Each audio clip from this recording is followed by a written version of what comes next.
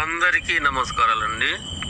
ఈ వ్యవస్థలో ఒక మానవ జాతి మాత్రమే భూమి మీద గల ఏవేవో కూడబెట్టుకొని ఇక వాటిని సంపద అంటూ బిడ్డలను కని కొందరు ఆ సంపదను వారికి అప్పచెప్పే ఆచారం నాగరిక వ్యవస్థ మానవ జాతికి అందించింది.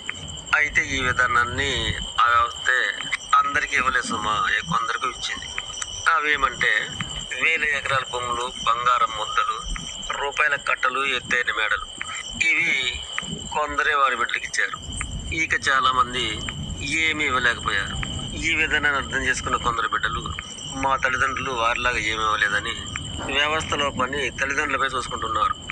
అయితే నా తల్లిదండ్రులు మాత్రం వారి లాంటి వాళ్ళు, వీరి లాంటి వాళ్ళు ఏ మాత్రం కారు. కనుక నా తల్లిదండ్రులు నాకు ఇవ్వగలిగింది ఏమంటే, ముందుగా నా తండ్రి గారు ఇచ్చింది వివరిస్తాను. ఈ విశ్వంలో గల కోటి కోట్ల గ్రహాలను నాకే ఇచ్చిండు. అలాగే సూర్యుడిని, చంద్రుని, భూగోళాన్ని ఇచ్చిండు. అలాగే రాత్రి ఇచ్చిండు, పగలు ఇచ్చిండు, ఎండ ఇచ్చిండు, వాన ఇచ్చిండు, చలి ఇచ్చిండు, అడవులు ఇచ్చిండు, సముద్రాలను ఇచ్చిండు. అలాగే నిప్పు, నీరు, గాలిని ఇచ్చిండు. 84 లక్షల జీవజాతుల్ని స్నేహితుడిగా, దోస్తులుగా, ఫ్రెండ్స్గా ఇచ్చిండు. అన్ని కులాల, అన్ని మతాలలో గల తోటి మానవులందరినీ ఇచ్చిండు. చాలా మంది బంధువులు ఇచ్చిండు, స్నేహితులు ఇచ్చిండు. విద్య నేర్పే గురువులు ఇచ్చిండు. వృక్షజాతి పండించే ఆహార పంటలను, ఫలాలను ఇచ్చిండు. విశ్వానికి సేకరి చేయమని విశ్వకరం అనబడే వృత్తినిచ్చిండు. నాకు ఒక తోడిని ఎక్కడో పుట్టించి నాకు ఇప్పించిండు. అలాగే నాకు సంతానాన్ని కూడా దేవుని అడిగిప్పించిండు. ఈ విధంగా ఈ అనంత విశ్వాన్ని, దీనిలో గల సర్వశక్తుల్ని ఈ విధంగా ఈ విశ్వంతో ఆడుకుంటూ వాడుకోమని సర్వ హక్కులతో కూడిన ఒక పట్టా ఇచ్చిండు. ఈ విధంగా ఈ విశ్వాన్ని నా తండ్రిగా నాకు ఇస్తే, ఇక ఇంతటి విచిత్రమైన ఈ అనంత విశ్వాన్ని నా తండ్రిగా నాకు ఇస్తే, ఇంతకు నన్ను ఎవరిచ్చారు అంటే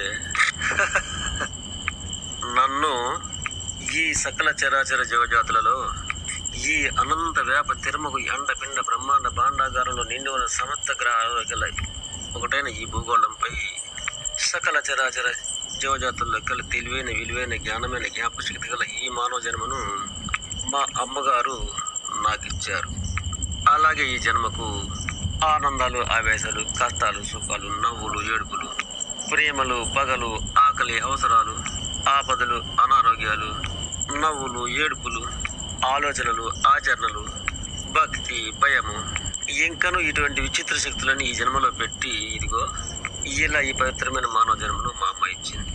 మహా అదృష్టంగా అమ్మగారు ఈ జన్మనిస్తే, ఇక నాన్నగారు ఈ విశ్వాన్నే ఇచ్చాడు. ఇంతటి అదృష్టం అనేది ఎంతో ఎంతో మరెంతో ఇంకెంతో నోసుకొని పుడితేనే పొందగలిగాను.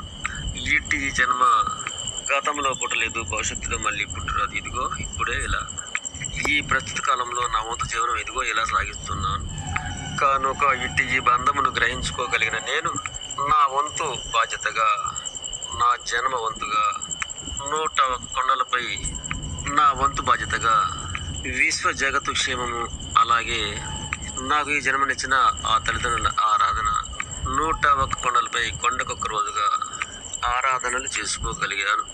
వారిచ్చిన పవిత్ర మానవ జన్మగా పుట్టుకొచ్చిన నేను నా జన్మ వంతుగా ఈ కార్యాన్ని శుభంగా సంపూర్ణం చేసుకోగలిగాను.